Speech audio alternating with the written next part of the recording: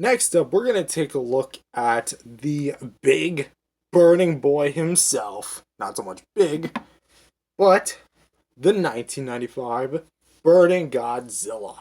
Now, readjusting my camera here. In the past, I've gone on record and said that this thing was my least favorite Vinimates, and it's honestly not a good figure. In fact, I actually said it was pretty bad. Do I still stand by that statement? Honestly, yes. But I am a little less hateful towards this thing. Because at the end of the day, it's a piece of plastic, and I'm really just criticizing a big piece of plastic. A piece of plastic that comes with a price tag of $10, so yeah. But at the same time, given the quality of the other Vinimates, it just kind of makes you question what happened here. Well, why do I really just don't like this thing? Well, let's actually not go over the sculpt and paint, and actually talk about why. Because I actually have covered the sculpt and paint, not in a separate review, but this review. Why?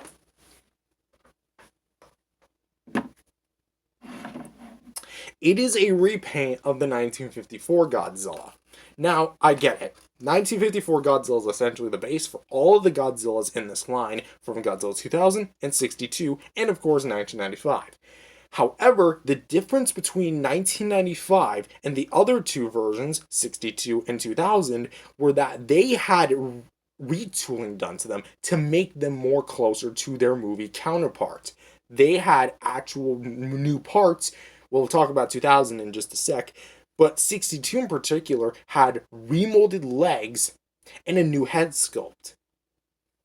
This guy has basically one-to-one sculpting with the original Godzilla 54.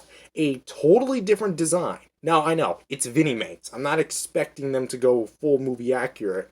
But one thing I really just don't like is the fact that this is literally just the 1954 with burning patches. It honestly just looks like a bootleg, which is fitting because there actually is a Bandai Godzilla 54 out there that has burning patches and is a bootleg. So you can see why I'm talking about it being a bootleg.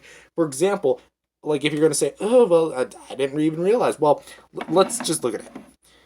The head, it's the exact same with some different eye coloring, of course. We have some yellow, some orange, and a black pupil. So at least as far as like the design is, also like half of the eye is black. I'm pretty sure that was intentional to make it more, I guess, demonic. Of course it was like that in the movie, I believe, but I don't know, I could be wrong. At least it has that. However, the coloring as well is different, with this being a much more, what's the, like a tinted gray as opposed to just plain gray. This actually has bone white coloring to its teeth and claws, while this one just again has the gray. This one has the burning patches, of course, and has a, is it a different color on the tail? No, it's not a different color on the tail. Like the spines on the tail. But essentially, that is essentially it. The overall mold, like we're talking about a Godzilla that has a much more, would you say, bigger head, even though again it's a Vinimates, in proportion to its body. And the Heisei Godzilla didn't even have that big of ears. And to top it off, the 54 fins don't really suit the Heisei Godzilla all that well. The Heisei also had different scaling on its body. So why they're able to make these type of changes to 62 and 2000, but not 1995, is beyond me. Also, the burning patches aren't even done that well. There's like parts in the middle where you can actually see again, like the little details, like the base figure, and the paint itself feels really scratchy. Like that really has not been sealed well at all. And also, don't even get me started on the spines themselves, which if you actually look really closely, you will notice paint webbing. I've checked all of my Vinimates, and this is the only one to have this. I get it. It's a tiny figure, $10. Okay. But the Funko Pops were also $10, and they have like little to no paint issues. Well, at least the ones I have. This is kind of pathetic, like as far as the paint is concerned. Articulation, you already know it. Head can swivel, and tail can swivel, but realistically, that is going to be it. It does actually glow in the dark, which is nice, but honestly, you can see why I don't like it. Just one last thing to point out is the feet. 54 had a back toe right here, while the Heisei Godzilla had more four toes. It did have four toes, but they were all equally aligned. Not like this.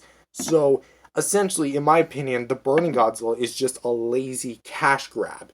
The glow-in-the-dark feature is cool, but the paint itself is awful, and the fact that they used the wrong suit design for this kind of makes this just, again, a lazy all-around figure.